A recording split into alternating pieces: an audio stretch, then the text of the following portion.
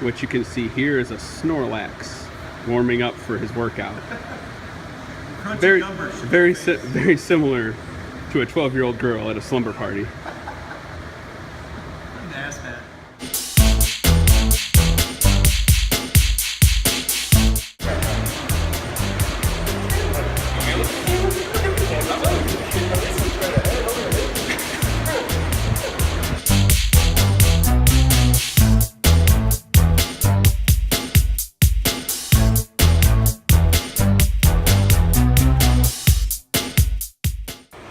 When it comes to the deadlift, there are two types. There's the conventional, and then there's the sumo stance. Each one is individual preference and where you're stronger at, but each one has a similar setup when it comes to the push off the ground. So where we start is we look at the feet. Whether your stance is sumo or conventional, you want to find what's comfortable but also efficient in terms of width and distance from the bar. Once we figure that out, we're going to look at the feet first. So you want to try to have a full encompassing pressure. So you've got the toes planted and gripping the floor. You've got pressure into the balls of the feet, and then you've got pressure into the heel as well. So once we get that full pressure, our feet are set and ready to go. Next, we're going to go up the chain to the knees. So we want to give a little bit of a push out. What this does is activates the hips and gets everything a little more tense. If we're in a sumo stance, knees out is even more important.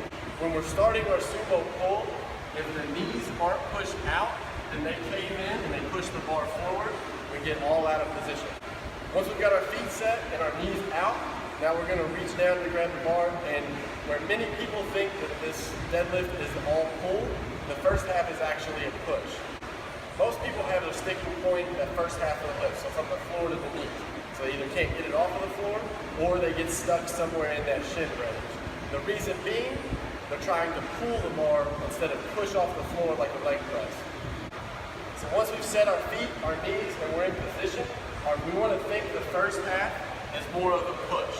So we're going to push off of the ground to get to the knees.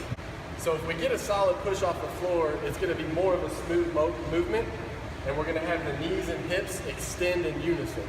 So we think about the full pressure in the foot, and then we're going to push, so we're leading with the back of the neck.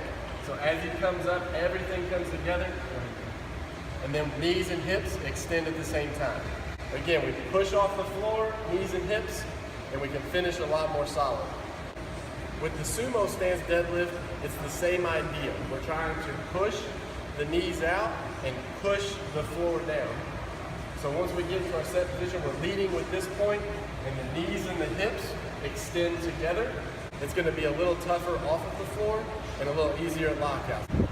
If we don't start the deadlift with a push off of the floor, there's a couple things that happen that actually cause us to be weaker and be in a poor position.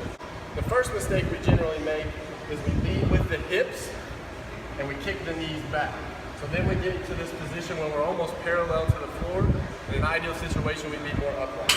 We want to think about the bar in the center of the foot to keep our center of gravity in the middle of our body. So what happens is if we kick back and we lead with the hips and the knees come back, our problem then becomes our center of gravity shifts backwards, and now all the weight is behind the bar instead of the bar being in the center of our body. The second problem we run into is more of an upper body problem, but we still lack that push. So what happens is we cave in the middle, and then it becomes a full pull all the way up the shins to the back. As we get into that rounded position, and now everything is backside dominant. Our lower back is trying to pull the bar up, and then we have to re-extend at the top. The better we can get at that initial push, and we stop pulling the bar off the floor, the better off your lift is going to be. When this is the case, we get a lot more efficiency and a lot more power off of the floor, and that floor becomes less of a problem. So then we can have a little better of a finish at the top, and then you'll see your pounds go up on your deadlift exponentially. Yeah! Shut up! I know, I appreciate that. Someone put him back in his cage. Who let him out? Jumpin', them boys up to something. They just spent like 2 or 3 weeks out the country.